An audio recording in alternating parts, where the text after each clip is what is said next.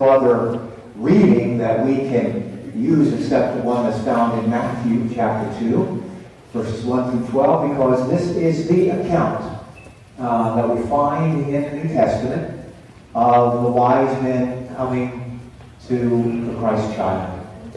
So it's 12 verses, so let's just read this responsibly. In the time of King Herod, after Jesus was born in Bethlehem of Judea, wise men from the east came to Jerusalem, asking, "Where is the child who is put born King of the Jews? For we observed his star at its rising, and have come to pay him homage." When King Herod heard this, he was frightened, and all Jerusalem with him. Calling together all the chief priests and scribes of the people, he inquired of them where the Messiah was to be born. They told him, "In Bethlehem of Judea, for so it has been written by the prophet, And you, Bethlehem, the land of Judah, are by no means least among the rulers of Judah. For from you shall come a ruler, who is to shepherd my people Israel." Then Herod secretly called for the wise men and learned from them the exact time when the star had appeared. Then he sent them to Bethlehem, saying, "Go and search diligently for the child, and when you have found him, bring me word, so that I may also go and pay him homage." When they had heard the king, they set out. And there ahead of them went the star that they had seen at its rising, until it stopped over the place where the child was. When they saw that the star had stopped, they were overwhelmed with joy. On entering the house, they saw the child with Mary his mother, and they knelt down and paid him homage. Then opening their treasure chest, they offered him gifts of gold, frankincense, and myrrh. And having been warned in a dream not to return to Herod, they left for their own country on another road. Now, as we read that story, we see that there are a lot of elements involved in this story. But I want us today to focus on the star. The star that led these wise men, these magi, to Christ. And this star was a divine sign, and you could call it a providential sign. And I'm going to get into this in just a minute. You know, it is a providential sign. But in light of that, did you ever question how the wise men knew that this star was connected to Jesus? How did the wise men know that this star was a sign proclaiming the birth of the King of the Jews? How did they know that? Like I said, that star was a providential sign. And what I mean by that is that the groundwork for this visit was laid, the preparations were made almost 1,500 years beforehand. Now let me explain what I just said. Way back in the book of Numbers, which is the fourth book in the Old Testament. And we have Genesis, Exodus, Leviticus, Numbers, Deuteronomy, the 5 books of Moses, the first 5 books of the Bible. The book of Numbers is the fourth book. And the book of Numbers was written around 1400 BC. And there is in the book of Numbers a prophecy. A prophecy that reads, "I see him, but not now. I behold him, but not near. A star shall come out of Jacob, and a scepter shall rise out of Israel." And it goes on to talk about he shall crush the borderlands of Moab, the territory of the Shankites, and so forth. But the important thing the prophecy itself is in that first phrase of the first part of the verse. I see him, but not now. I behold him, but not near. A star shall come out of Jacob, and a scepter shall rise out of Israel. Now notice the wording of this prophecy. It talks about a scepter, which is the symbol of a king. In this case, the king of Israel, the king of the Jews.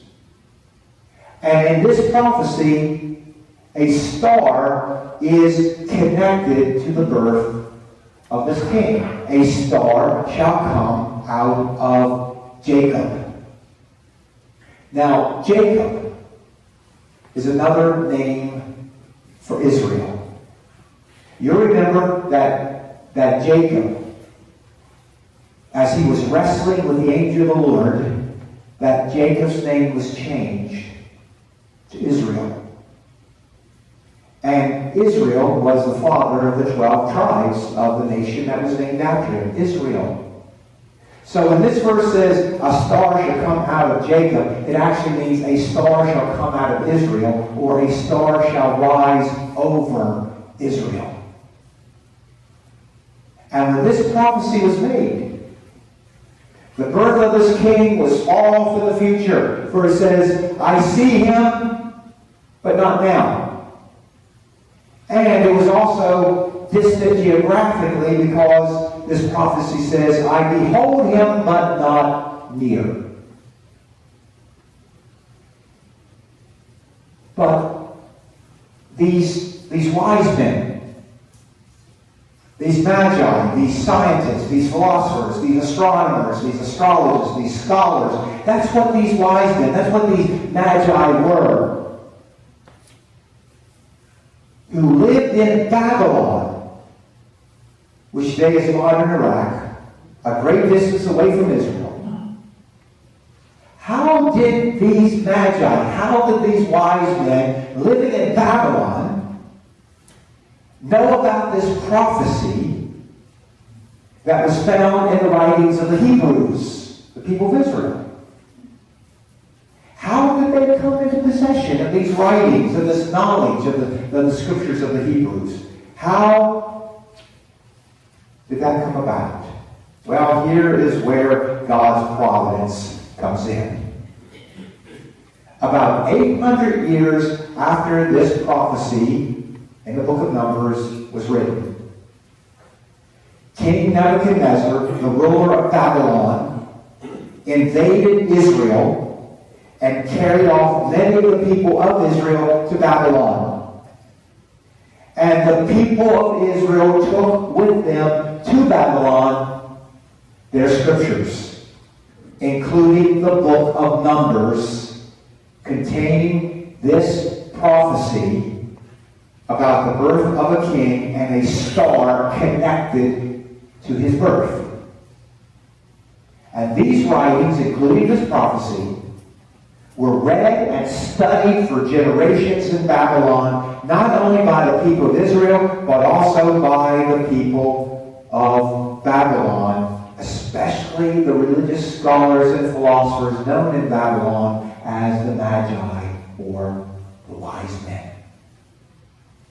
And when the star finally appeared in the night sky, heralding the birth of Christ, the Magi, the wise men in Babylon of that time, knew exactly what it meant. Through God's providence, generation after generation of the Babylonian wise men had been watching for this star for 600 years. And at last, this star, this sign of the birth of the King of the Jews, blazed brightly in the heavens, bringing the three wise men to Israel, where they proclaimed, we observed his star at his rising and have come to pay him homage. That's how the wise men got connected to the star, realizing through the prophecy that it was proclaiming the birth of the King of the Jews. Now, what this star was in itself, we really do not know.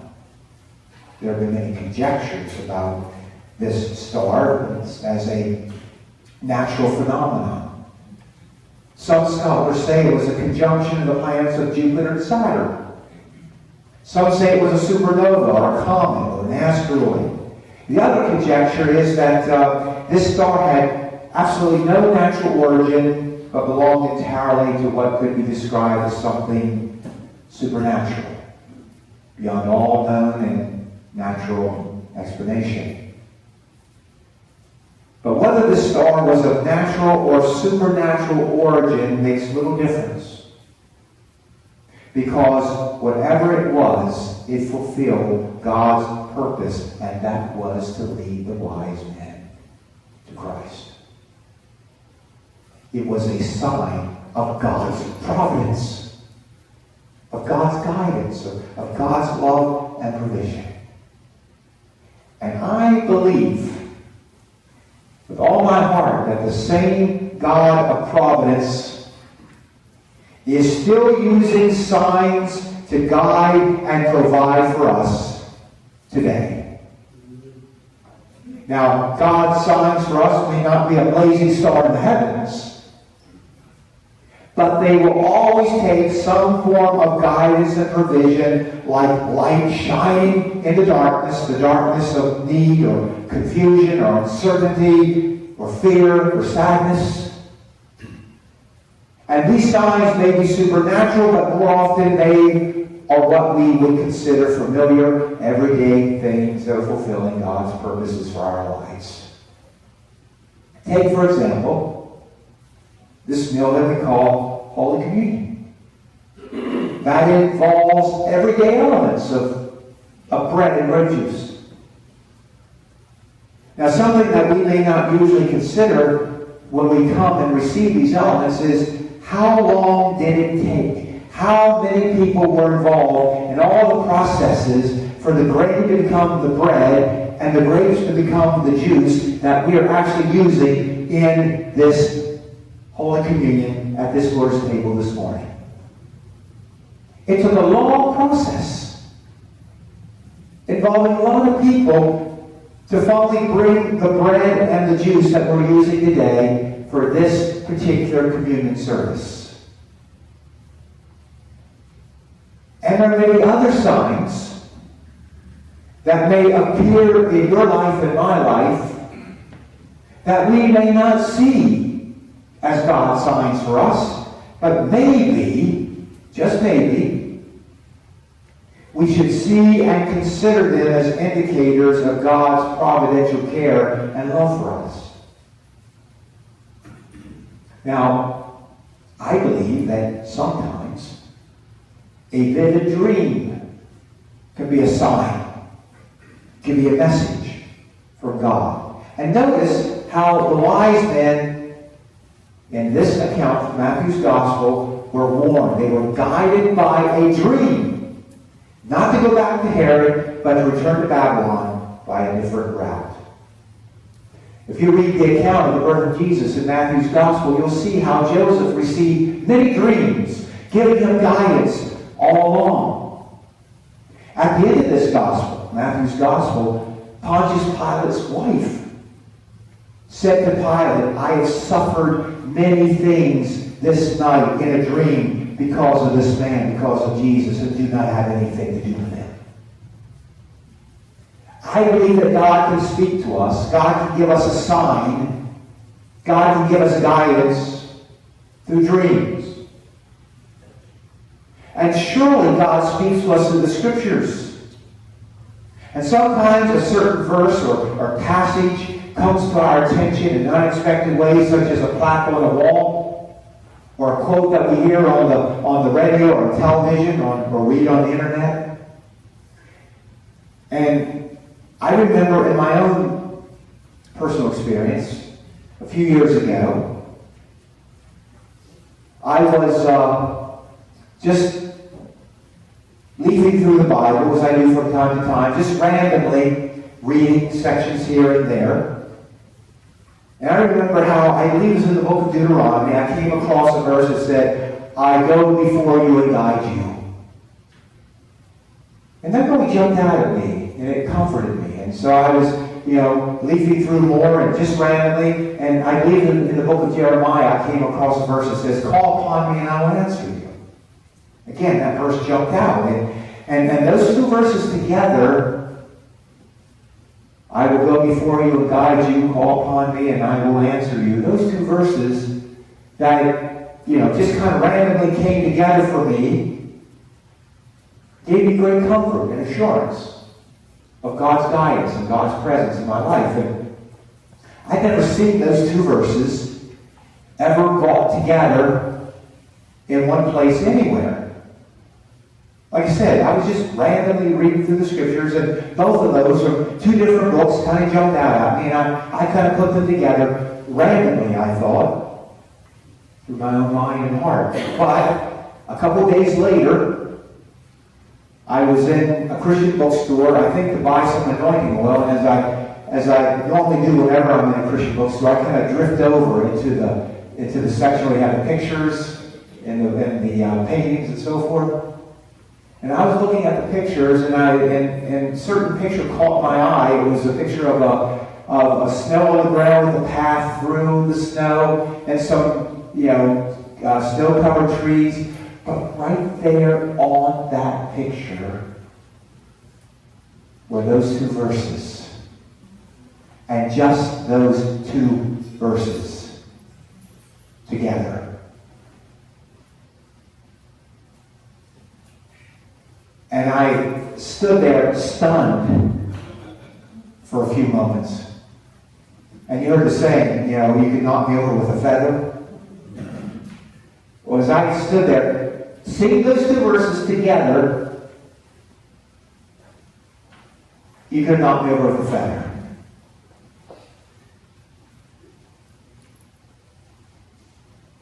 To me, that is what I call a divine synchronicity. A synchronicity is when seemingly unrelated things come into our lives in such a way that they form for us a pattern of meaning. Things that seem totally unrelated. Like those two scriptures. They didn't seem related to one another, so I kind of related them. And then to see them there, outside of me, on a wall, in a picture, to me that was a divine synchronicity. And I'm sure you've had these experiences before as well. For example, maybe you hear the same song from various sources at various places throughout a day or a week or several weeks, and you go into a store and that song is playing. You turn your car radio on at a different time of the day, and there's that same song playing. And the same pattern keeps repeating itself in various places and times. You keep hearing that song wherever you go. I'm sure you've experienced this, right? Well, there may be a message there for you from God. Or maybe you're having a conversation with someone and a certain phrase is used by that person that you're talking to. And maybe you're talking to someone else later that day or in the same week, and that same phrase pops up again. And this keeps happening. Maybe this is a divine synchronicity that you need to be paying attention to. And that's the key. Paying attention to, watching for. You see, the wise men were watching for that star to appear in the sky, announcing the birth of Christ.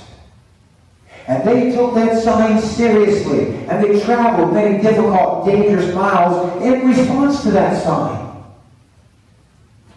And we need to take God's signs to us and for us seriously. Not dismissing them as such things as, just meaningless coincidence. But how do we know that such signs are for God? They're for us. How do we know that? Well, look at the wise men. And I believe that we can find 4 things that can guide and give us some assurance when it comes to signs. Their sign, the star, did 4 things for them. Number 1, it led them to Christ. And any sign that leads you closer to Christ certainly is from God. Secondly, that star filled them with joy. It's on our bulletin cover. It's a quote from Matthew chapter 2. It says, when they saw the star, they were filled with joy. And if we follow a sign in our lives and become filled with more joy and more spiritual comfort and fulfillment, it is very likely that this is a sign from God. Thirdly, it caused them to kneel down and pay Him homage, worship.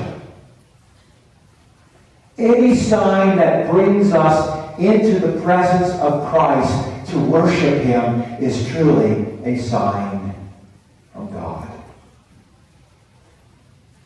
And fourth and lastly, it caused them to be self-giving. Their gifts of gold and frankincense and myrrh were precious. They were expensive. It was a sacrifice. It was costly for them to give those gifts. It was a giving of themselves. Just like that woman who, toward the end of Jesus' life, poured upon Him that precious and very expensive perfume. Remember that story? Any sign that causes us, that encourages us to give more of ourselves to Christ and to His mission is a sign from God. Like the star that guided the wise men to Christ. What sign or signs are you being guided by in your life today? Are you looking for these signs? Are you paying attention to them? Are you following them? Are you taking them seriously? Don't dismiss these providential signs, these divine synchronicities that come into your life. Take them seriously. Ponder them. Pray about them. Ask God to show you their meaning for you. Ask God to lead you through these signs. And now, I invite you to see and to experience the sign that is right in front of us this morning. The sacred meal of God's grace, God's love, God's mercy, God's forgiveness, the Holy Communion of God's presence with us right now.